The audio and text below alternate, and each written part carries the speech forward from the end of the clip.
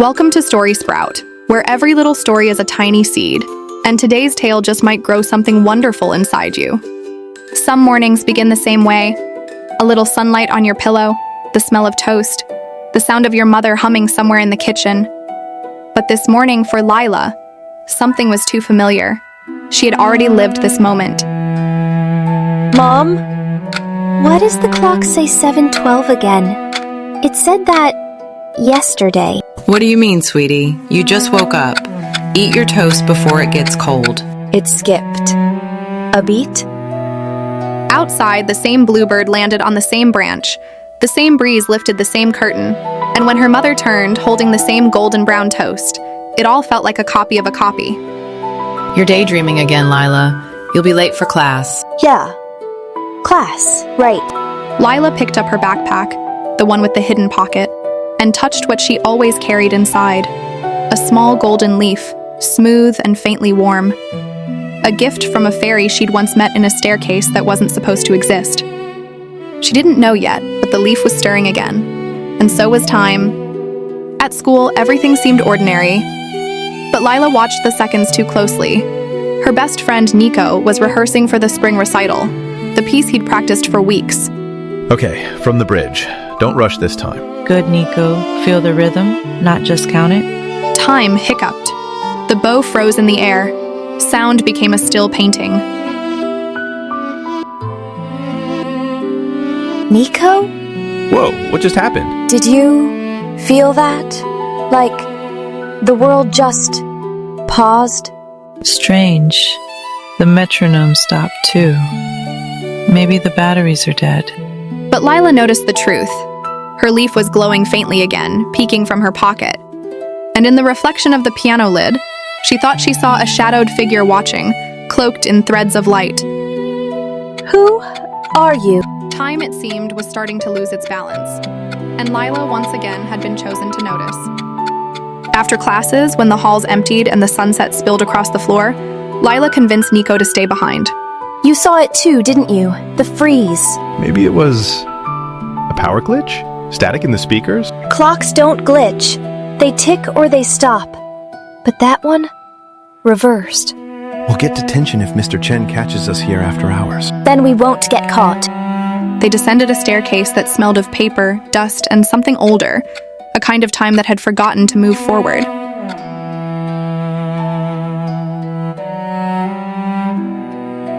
What is that? A clock, but it's buried. The clock's pendulum swung backward, slow, steady, defying every rule of the world above. My leaf, it's glowing brighter. That's not possible. And from the heart of the clock came a voice, not loud, but ancient, woven like wind through metal.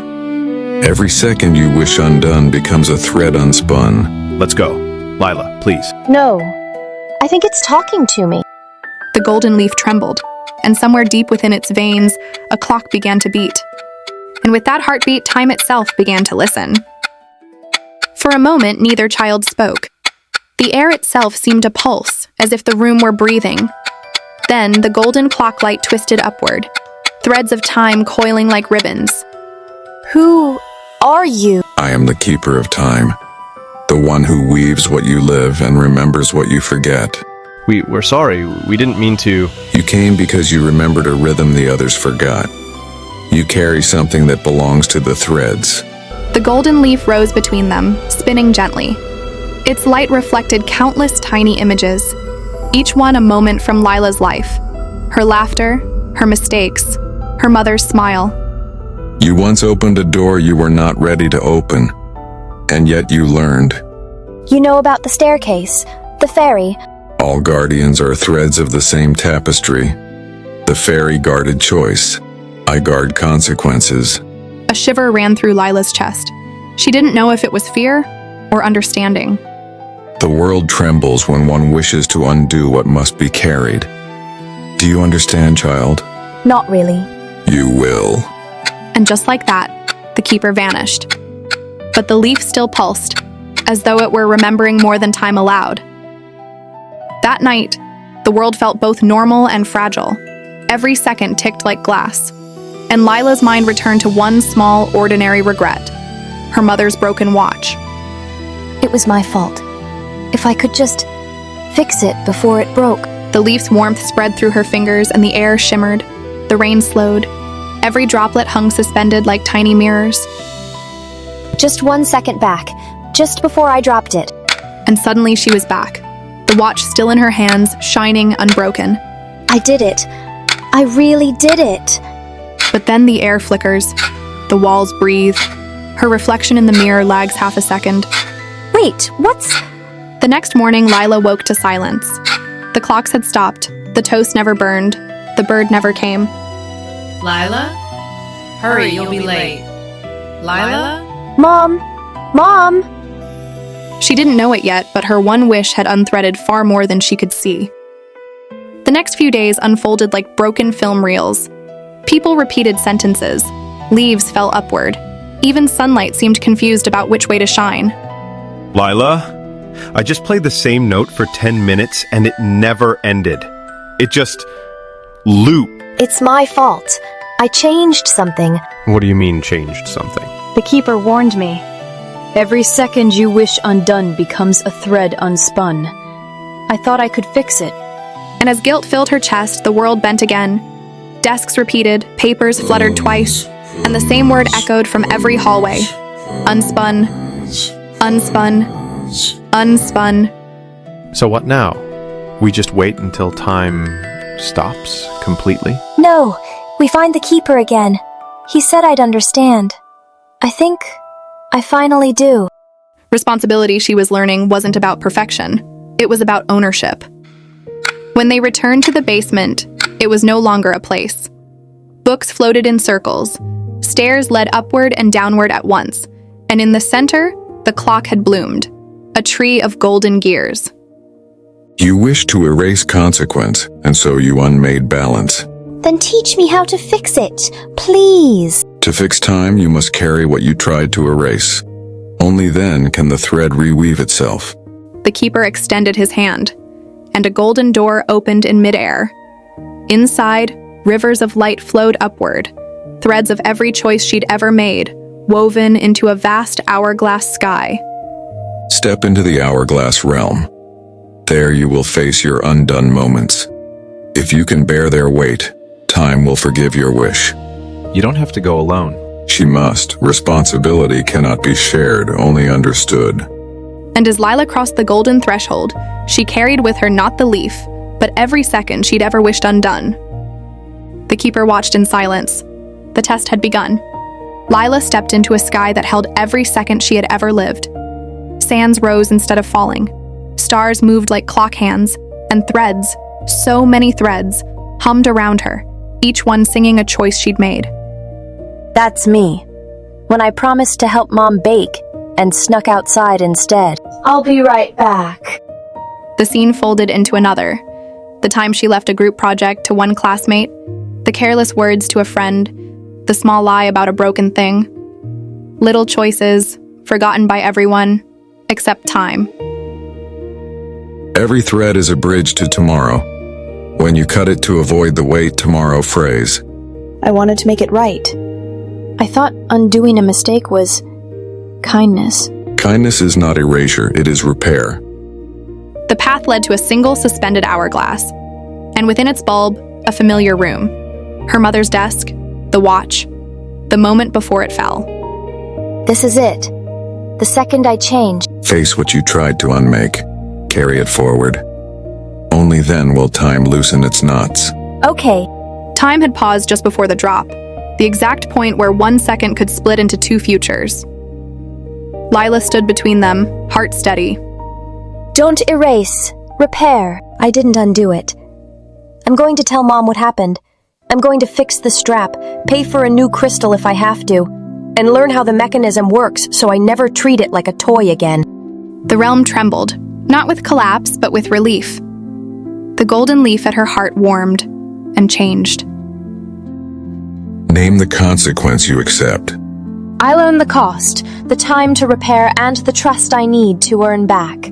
I'll explain everything, no excuses. And beyond this moment?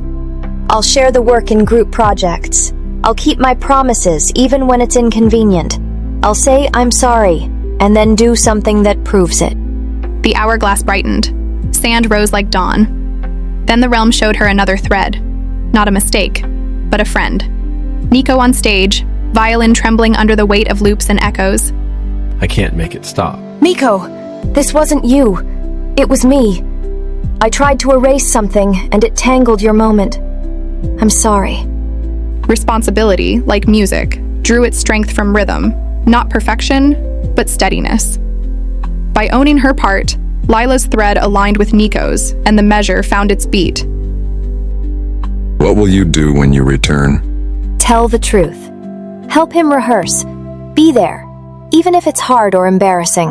Then you are ready to leave this sky. Remember, time forgives what we carry forward, not what we hide behind. I understand. When Lila stepped back through, the library was just a library again. No floating books, no spiraling halls, only the old clock, steady and plain, as if it had never learned to bloom.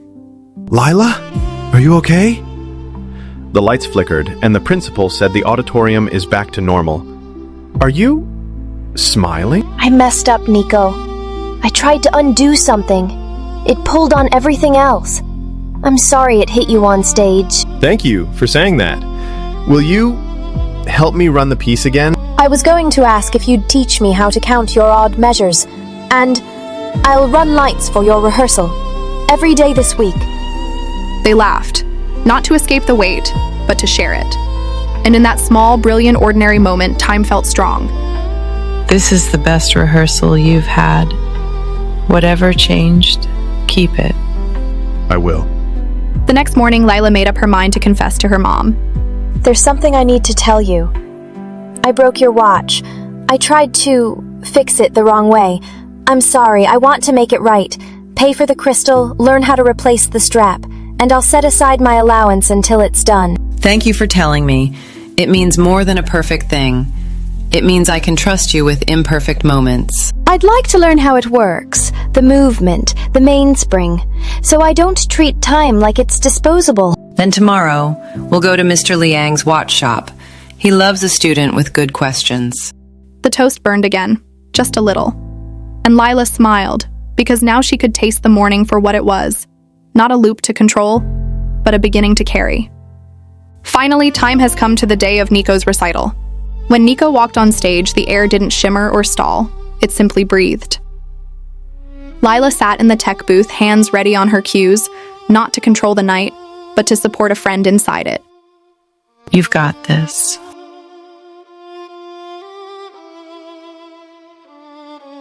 Thank you. Always. As applause rises, Lila senses a presence at the aisle's shadow. You did not unmake, you remade. I carried it. And so time carried you, remember this. You cannot change yesterday's beginning, but you can choose tomorrow's thread. Goodbye. No portal opened, no clock blossomed, just the honest sound of clapping hands, and a girl learning what to do with the seconds she had. Later, when the house was sleeping, Lila placed the leaf on her desk. It no longer glowed like a warning, but like a promise. Not perfect. Present. Time did not become kinder because Lila asked it to. It became kinder because she met it with honesty, with promises kept, work shared, and consequences carried. And though the world still turned at the same steady pace, Lila had learned the truest secret of all. You do not need to rewind a life you are ready to live. Now it's your turn. Think about a moment, big or small, when you made a mistake. Did you try to hide it, or did you make it right? What could you do today to take responsibility for your actions? Maybe it's saying sorry. Maybe it's helping fix what you broke. Maybe it's keeping a promise even when it's hard, because every time you do, you're becoming your own keeper of time. Someone who makes tomorrow stronger, one honest second at a time. So take a deep breath. Look at the time. And ask yourself, what will you do with your next moment? If you liked this story, don't forget to like and subscribe. And remember, big hearts grow from little stories.